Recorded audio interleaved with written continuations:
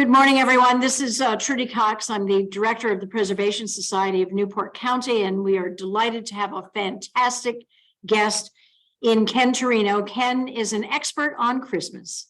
He is the manager of community partnerships and resource development at the renowned Historic New England, which is a phenomenal organization, which you should all support. And he is on the faculty of Tufts University's Museum Studies Department. Ken teaches courses on exhibition planning and reimagining historic house museums. He is a curator, an educator, a director, a producer, and an author. Ken has published several articles on the history of Christmas, and he has a book in development. He has come to the Preservation Society in the past and given a phenomenal lecture. He speaks widely around the country, and we are very, very happy to have you, Ken. Thank you so much for joining with us. Well, thank you, Trudy, so much for having me. I really enjoy the work you do, and I'm glad to be able to participate today. Well, we know you have a lot to say about Christmas. So let me ask the first question. When you look at the evolution of Christmas as a holiday in the United States, it seems to really blossom during the Gilded Age. And so perhaps you can set the scene for Newport or Christmas in general nationally and the Gilded Age. I think Newport is so Gilded Age that I threw that in, but it would be interesting to hear that. Yeah, sure. And I think that's a really good assessment. It's by the 1870s, the Gilded Age, that the Christmas that we know today is starting to take firm root in America. It actually developed slowly over time, and it depended on which part of the country you were in. I mean, if you were in California or New Mexico or Texas, it was Spanish and Mexican, and they were very much religious-based celebrations. Same in New Orleans. If you were in Virginia in the early days, colonies, they tended to be more of the Episcopalian and more celebrating a rowdy Christmas as it was in England. But here, not in New England, where we had the Puritans, where at one point in the 17th century, Christmas was even outlawed. So it developed slowly over time, and in many different ways. The Christmas tree comes in, Christmas cards come in, decorating with greenery. By the 1870s, if we were stepping back in time and visiting, say one of the mansions where people were year round, we would probably recognize a lot of the Christmas then. There would be differences, and I think those will come out in our talk today. Right. And you could just touch, if you wouldn't mind, take us back 100 years before the Gilded Age, and what would a typical Christmas look like then? Yeah, okay, so that's a good question. Go back to the let's say 70s. If you were here in New England, they would not be celebrating it. Religious services were creeping in with certain denominations, but the Congregationalists held fast, and no Christmas services or celebration. And the reason for that, Ken, was what? The reason was because in England, the Christmas celebrations were particularly rowdy, and they involved lots and lots of drinking.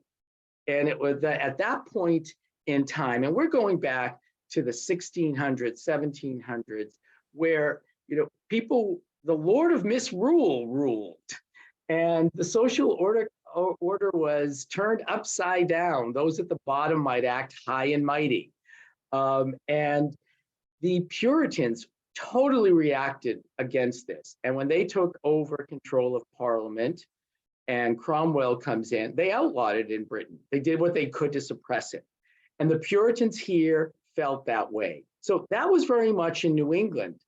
Now, I know a lot of the people who lived in the mansions were New Yorkers, and it was actually New York that played a key role in the development of Christmas, and particularly, we'll talk about Santa Claus. In New York, these rowdy celebrations with the Dutch and English settlers did continue. That came over from Europe. Not allowed in New England, but in New York, yeah, it was a different story. So the New Yorkers were really reacting against this and trying to develop Christmas into a more subdued holiday. And we're largely successful. So it really depended on what part of the country you were in. I know that there's lots of accounts of firing of guns in Virginia, for example, to celebrate Christmas. That was not tolerated here. That's interesting. Now, Queen Victoria is often credited for transforming, if you will, or perhaps popularizing Christmas as a holiday. So can you talk a little bit about what role she and Prince Albert played in the 1840s, 1850s to make people think differently about Christmas? Because that is a turning point, I think you would say. It really is. And it's really Prince Albert being German. And at that point in time, he is bringing this German custom of the Christmas tree to England. And in 1848, the London News publishes on the front page a picture of him and Queen Victoria with their tabletop Christmas tree all decorated. And in many instances, it's referred to as a German tree. So it wasn't necessarily the first tree in Britain, but he and then Queen Victoria helped to popularize it. Christmas celebrations, it's really interesting, in England had actually subsided by the Victorian period. And it was people like Albert who helped to bring it back. 2 years later, what's really interesting, on the front cover of one of the American magazines, they print that very same picture of Queen Victoria and Prince Albert with their Christmas tree. And that helps with the craze in America. So at that point, it really, it's all picking up speed.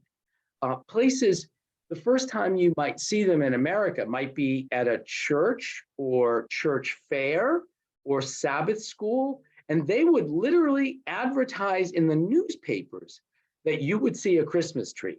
People first read about the Christmas trees, like in the London Evening News and the American papers, before they actually saw them. And where did they first see them? Was at these Christmas fairs or Sabbath schools. So yes, Albert and Queen Victoria helped to make the celebration more popular in Britain. And in turn, that fed into what was happening in America. So it's building momentum over time. And I'm sorry, were there Christmas trees in Germany at that time or not? That's a really good question.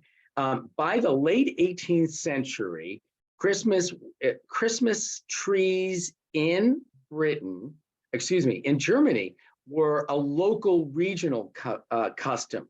By the 1800s, early 1800s, they become popular throughout the country. So Albert would have experienced that as a younger child in Germany. And it's really the Germans, like Albert, that spread the Christmas tree throughout the rest of Europe and through America. They brought their customs with them, the Germans. And Ken, what is the significance of a Christmas tree and not a Christmas box or a Christmas bush or a bottle? Is there a symbol that is connected to it? Yeah, and it has to do really with all the greenery. You know, we're talking now here about winter, and I know, Trudy, you've spent time in Britain, and if you're in Britain at this time of the year, it gets dark really early. And here in New England, it gets dark really early, but particularly in Britain. The celebration of Christmas was kind of married on to the Saturnalia pagan customs, where they people brought in greenery to, start the welcoming of spring. It's still a ways off, but it comes in Europe sooner than it does here.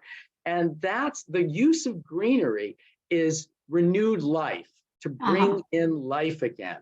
So that's some of the earliest origins that we know of Christmas trees. And you know what? Some of the earliest ones were bushes. There are references actually to bushes in in Europe. So it's really fascinating how So that people bringing bushes into the house or, into the house. Yeah. yeah, I see. And in Europe, sometimes it was public, outside. We have accounts of that. Mhm. There's been some good scholarship done. Yeah. So we all have read or listened to Charles Dickens's Christmas Carol. It's performed everywhere in this country. It's nostalgic and energizing and all sorts of things. What kind of impact, when that book came out, did it have on people in this country? Or actually, not just this country, I guess, around the world, right? Around the world, and even in Britain, Dickens, by publishing this, and he actually published at least 5 Christmas stories. I didn't know that. Yeah, you can get the book. I've been reading the different stories. This by far is the most popular and is the best. He publishes A Christmas Carol in 1843. Now remember, Albert's in England, 1848, they published that famous photograph. It's at the same time, Dickens is reinvigorating Christmas in England. There's actually even a movie about this that calls Dickens the man who invented Christmas. Well, he didn't. He helped with its revival. This book particularly, which was serialized. I mean, he was a pop star in his day. I mean, he was just, people just couldn't wait for the next issue of a newspaper to get the next installment of his writings. So that's 1843. He was just as popular here in America. So he comes over on many tours, and the first reading of A Christmas Carol takes place in Boston at the Parker House in 1867. Really? By Charles Dickens.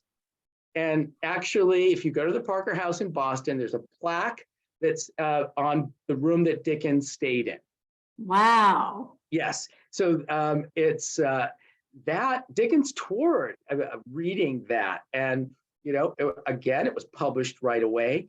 Now, what's interesting in that, it's all about the Christmas tradition, but it really ties in with something else that was really of interest at the Victorians. And then in the Gilded Age, particularly, it had to do with upper and lower classes, and it had to do with helping out the poor, helping out those more in need than you were. And that becomes a really married to our Christmas tradition. Whereas, it's the time that we think about those less fortunate than ourselves. And that goes back to the ancient tradition in England, where when you had the Lord of Misrule, people begged, they asked for tips. They expected those of the lower classes or the working classes expected to get gifts or tips at Christmas. So it's all tying in together, building on past traditions, and sometimes recreating them or reinventing them. That's very interesting. So would you say, though, that by highlighting and focusing on impoverished people, or that he was maybe changing the dynamic of our country and our understanding of the range of populations and some disadvantaged and some very rich? Can you talk a little bit more about that? And I think you'll find that in a lot of Dickens novels, where he's bringing to the forefront, industrialization is changing not only England, but it's totally transforming America. I mean, people of the Gilded Age, where did they make their money? But it was through industry, through trade. And that was all possible because of industrialization that was taking place in England and in the United States, and the trade between us and other countries.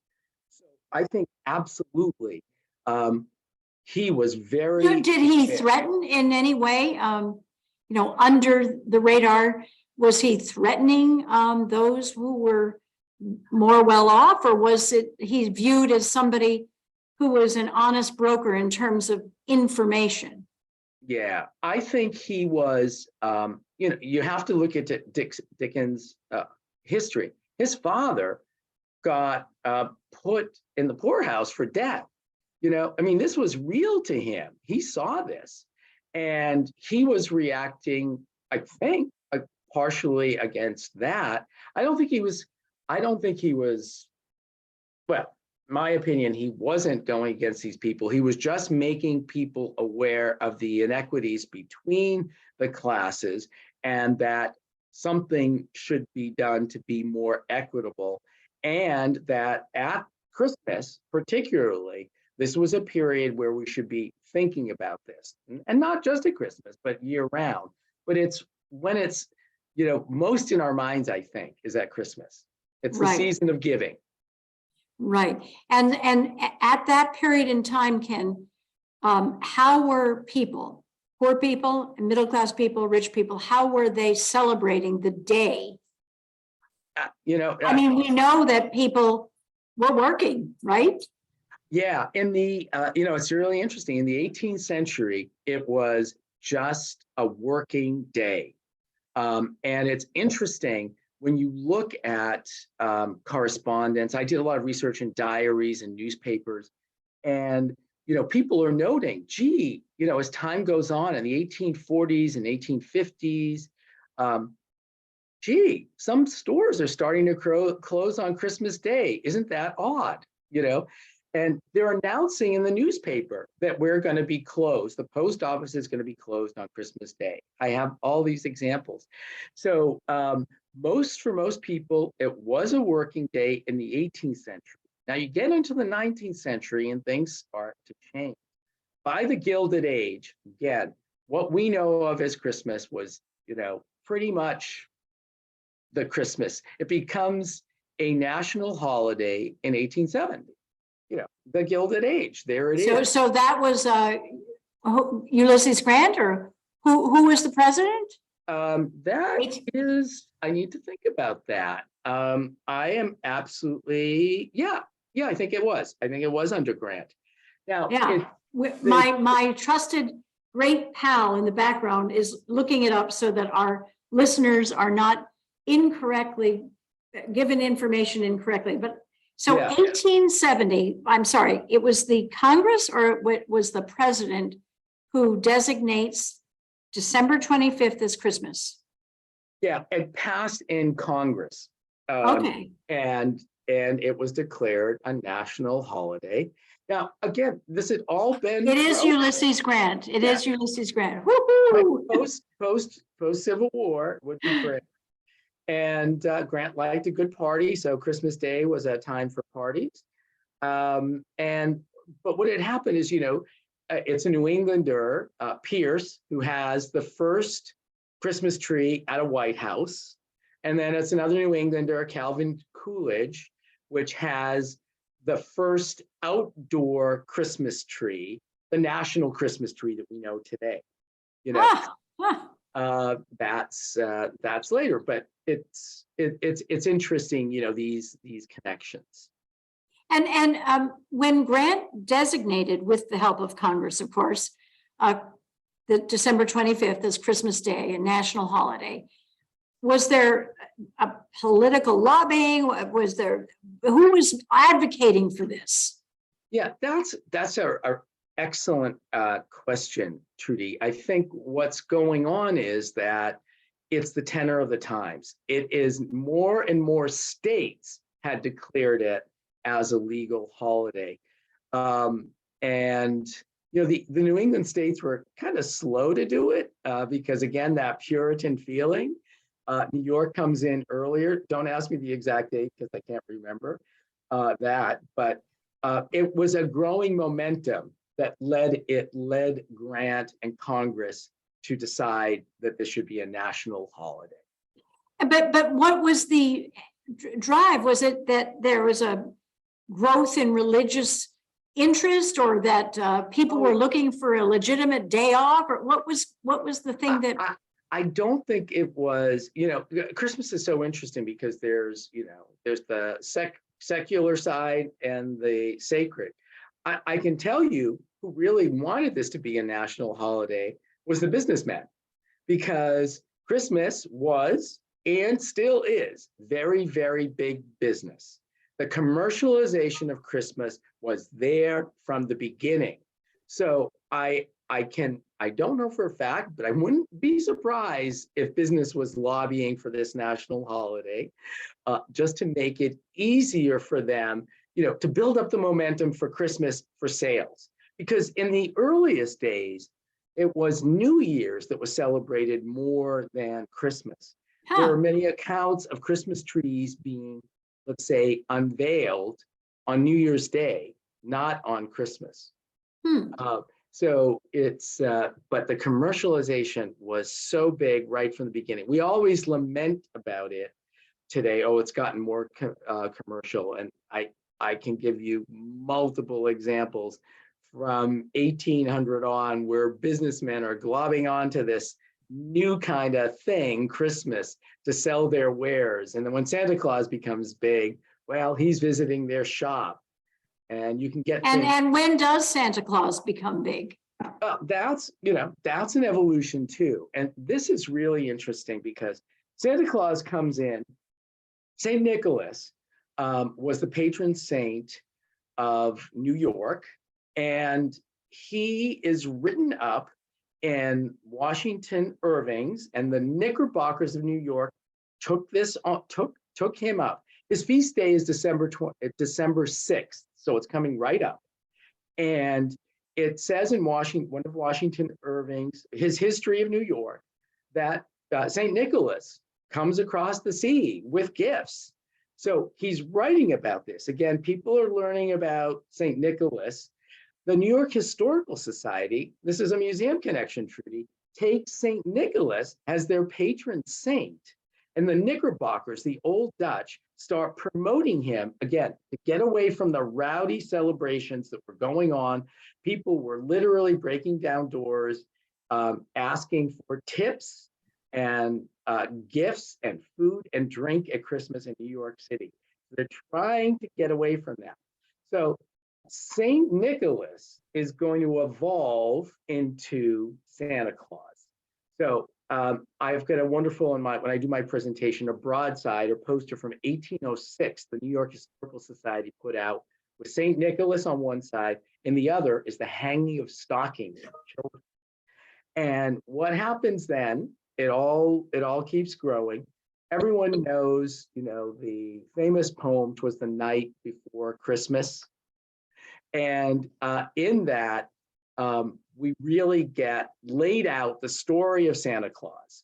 We get the reindeer. We get Santa Claus coming down a chimney, and so on. So that is really becoming popular.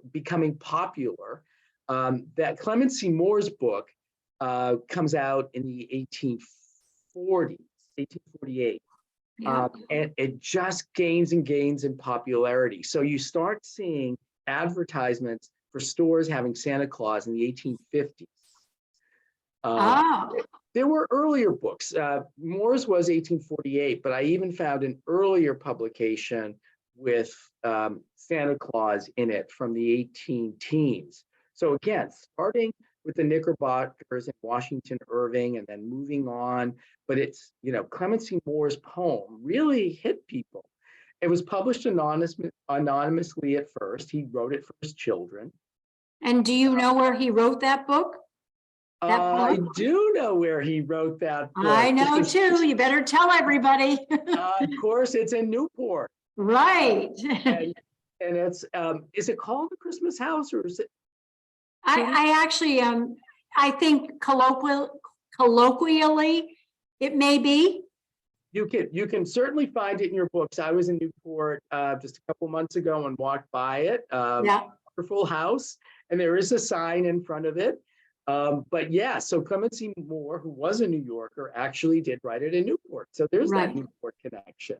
Exactly. So, you're making the case, though, as you watch the progression of St. Nicholas, Santa Claus, the gifts, that by 1870, when it is declared a national holiday, and you made the argument that maybe business was behind that, that there was already gift giving, which means, I would guess, Ken, and you can talk about this further, that stores were being set up to sell gifts, that products were being made, maybe in greater production right before the Christmas season. I can see this is a new market that is being created, and that there may have been factors behind the scenes that were saying, I think we've got something here. And again, it was what allowed this was the industrialization that was going on in America. You know, the mass production of inexpensive goods allowed that, because the earliest Christmas gifts were mainly handmade. And as you mentioned, we talked about, they were not wrapped. And the industrialization just, kept spinning. And each season there were new gift items. The advertisements just blossomed. There's more and more. By the Victorian period, it's growing more. By the Gilded Age, what you start seeing now is the Knickerbockers were turning this in across America into a domestic holiday.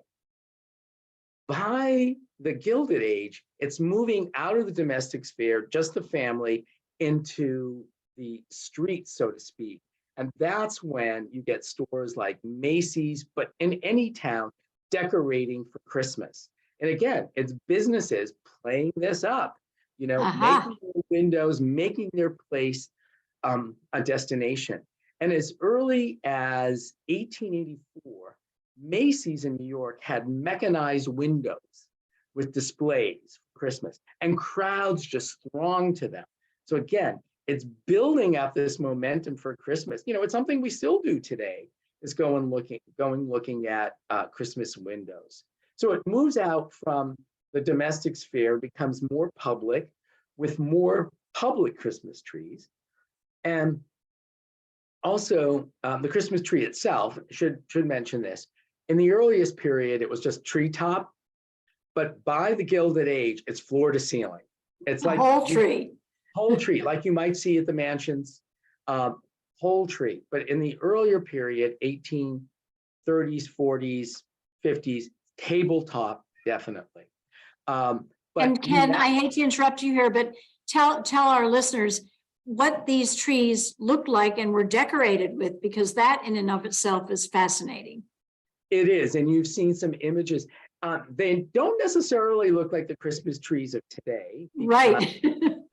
Because they were, they tended to be a little bit scrawnier and cut differently. Because remember, these early trees, tabletop particularly, were lit with candles. And that is definitely European, German, travels over to England tradition that comes to America with Germans and Scandinavians as they settle in this country. So the trees would be kind of scrawny. You have the distance between them.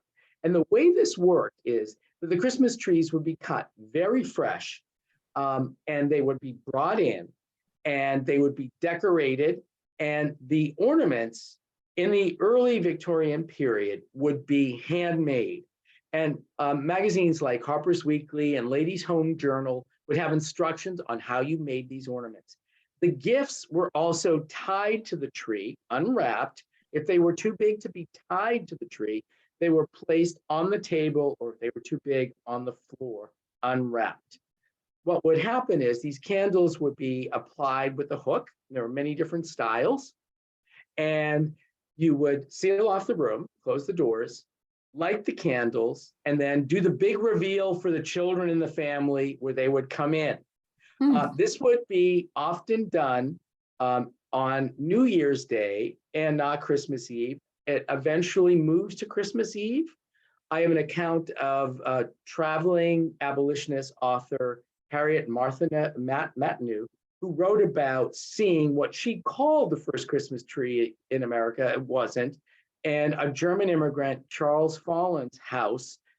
He was a Harvard professor in Cambridge. And she talks about on Christmas Eve, the big reveal, they all go in, the candles are lit.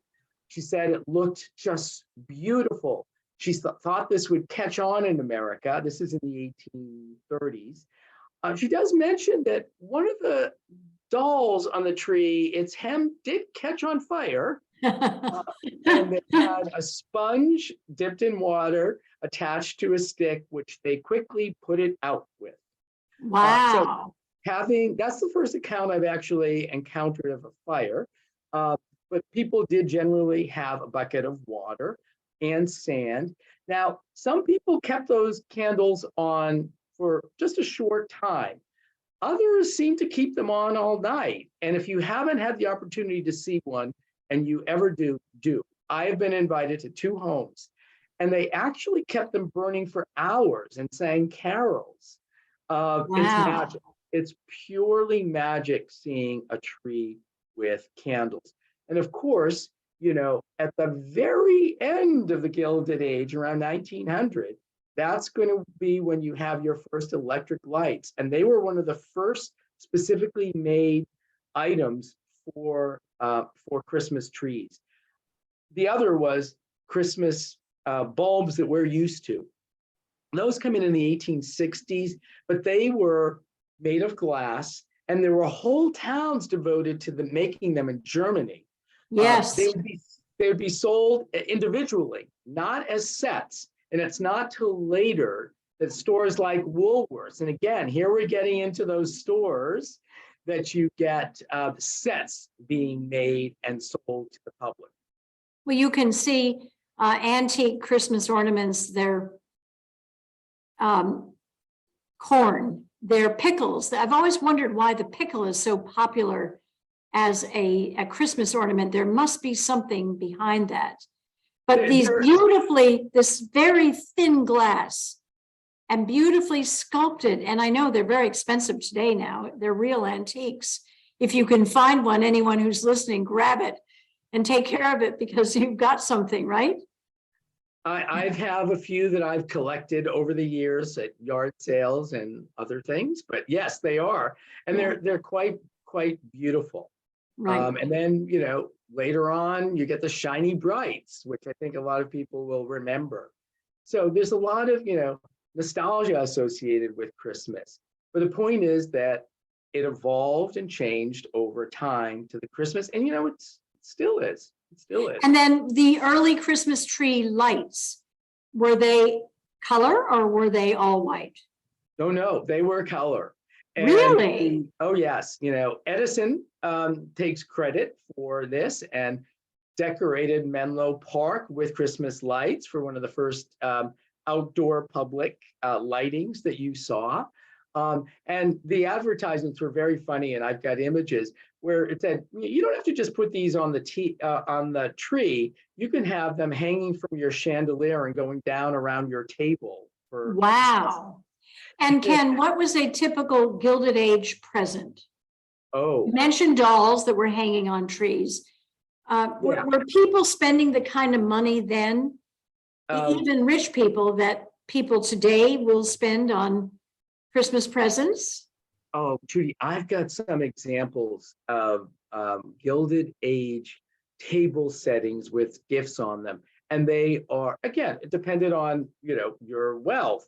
But for the people that were living in the mansions, I mean, their Christmases in New York or wherever would have been so elaborate. The displays that I've seen with greenery, gifts at the table. But if you want to talk about popular gifts, again, you see these in the advertisements. For children, it would have been fairly typical. We would not be surprised. Dolls, jumping jacks, that kind of thing. Children expected, culinary treats in their stockings too, so there's also gifts in your stocking. But for adults, it's really interesting. I have advertisements where they're advertising for, rattan furniture, in the Gilded Age that you might want to have for your house. So anything, again, it goes back to what we were talking about earlier. The businesses are advertising anything as Christmas gifts. But, jewelry was always popular. What about a good old tie for a man or a sweater for mom?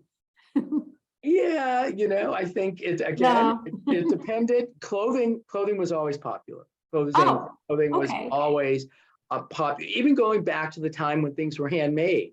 first gifts being handmade. Sewn gifts were extremely popular. Knitted gifts were popular. And then that transfers into, again, the Gilded Age when you're having ready-made things, again, because of manufacture, all being advertised as gifts. Absolutely. And Absolutely. then you said, I'm sorry, maybe you didn't say, when were gifts opened, on Christmas Eve or Christmas Day? Yeah, that depended. Oh, no, actually, let me go back. When did we start seeing Christmas presents wrapped? Okay. Two things in there. So, as I mentioned earlier, it's the Christmas gifts definitely weren't wrapped. And if you look at early illustrations of Santa, he's going to have all the toys just hanging out of his bag or any gifts. And if you look at trade cards or early photos, you will see not wrapped. So what happens? First, and again, it goes with businesses. They were packaging things for people for Christmas to give as gifts. And they discovered that, stickers look nice on a box. So they're starting to do some stickers. And a company called Denison's, which was in Maine and in Massachusetts, made these stickers and then started with colored tissue. So the first gifts would actually be just brown paper with a piece of string. Then they discovered colored tissue was even nicer. They did that. And then that morphed into printed papers with something like a poinsettia, which you see behind me, put on it. So I have many examples of that. So that is definitely a Gilded Age invention, shall we speak, that catches on, and it catches on in the department stores first, and then it goes into the home as we know today. So it's developed over time, and a lot of it has to do with printing. What you could get printed inexpensively, and that goes for Christmas cards too, which were essentially a Gilded Age invention too. And yeah, when did Christmas cards come into play? Yeah, so the first ones we can get, well, England, we can definitely date at 1843.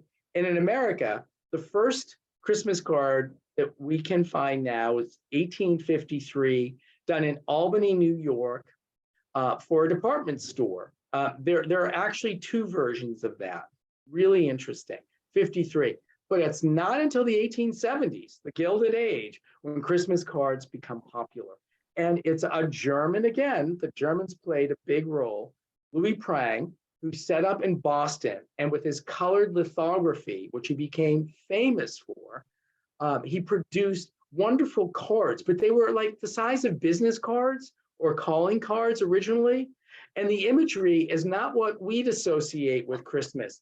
I mean, I have many, many examples. Flowers that would not be what we considered seasonal. You didn't have the red and green, you didn't have the garlands. That comes in later.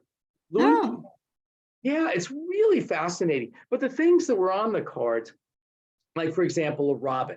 I don't associate that with Christmas. I don't think that your listeners would. But that symbolized rebirth. And there's a whole story about where the robin got his red crest from, the blood of Christ. And that would have meant more to the Victorians than it does to us. So rebirth, which Christ symbolized. So there's a religious imagery there.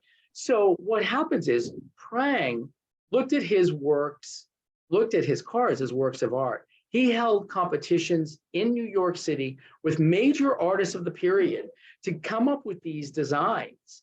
And, the Gilded Age bought into that, lock, stock, and barrel, and they became So they were, though, it sounds like Christmas cards were pretty much reserved for people who could afford them.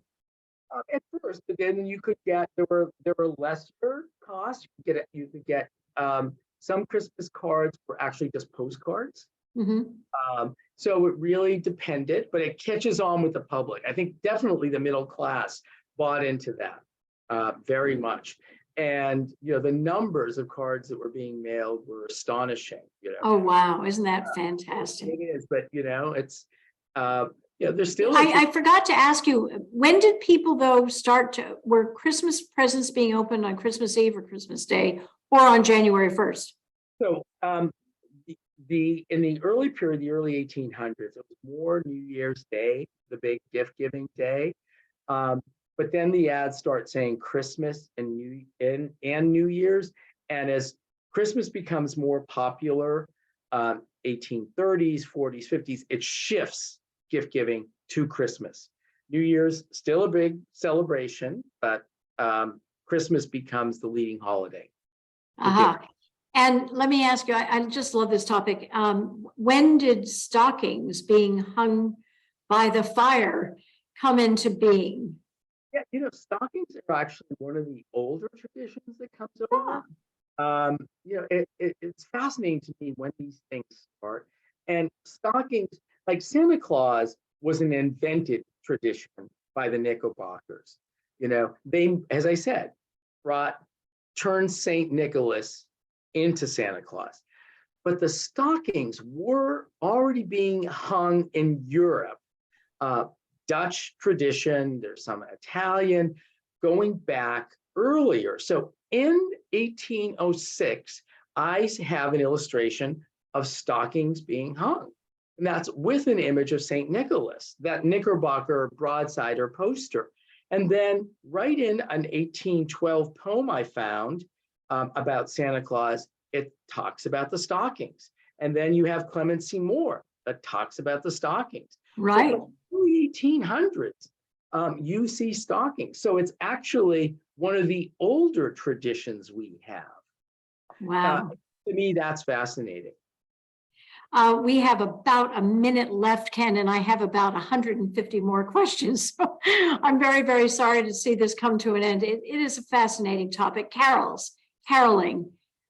Can you say really briefly, is that an American tradition, a British tradition, worldwide? When? Yeah. That is not my particularly strong point, but what I can say is that there was very much a religious tradition of music in Europe going back to the Middle Ages, with caroling, singing, music for churches, whole Christmas masses being done. Caroling becomes very popular. The caroling was the common song, and that was done in England. We're talking 16th, 17th century, parts of Europe too. Does it come over to America? Again, it depends on where you are. The answer is yes.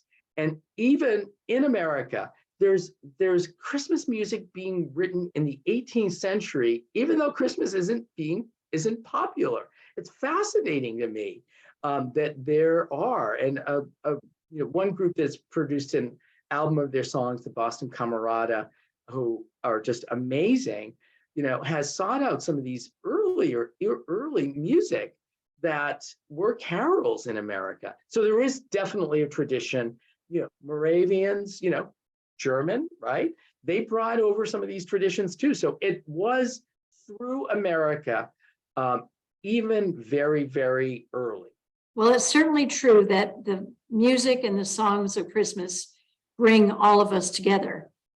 We all know those songs. We all love that music. You maybe by the end of the season get tired of it, but we really owe a debt of gratitude because it's a unifier. Well, I, for one, am looking very much forward to a white Christmas. I have a long way to go to get ready. I don't know about you, Ken, but I have not done my shopping. You are fantastic. Thank you. Just such a fantastic, history is entertaining and interesting. I hope people get this, but thank you so much for being with us today. Well, let me say to you, Trudy, and to your listeners, let me wish you all a Merry Christmas or any seasonal holiday that you celebrate. So have a good one, everyone. Thank you. Thank you.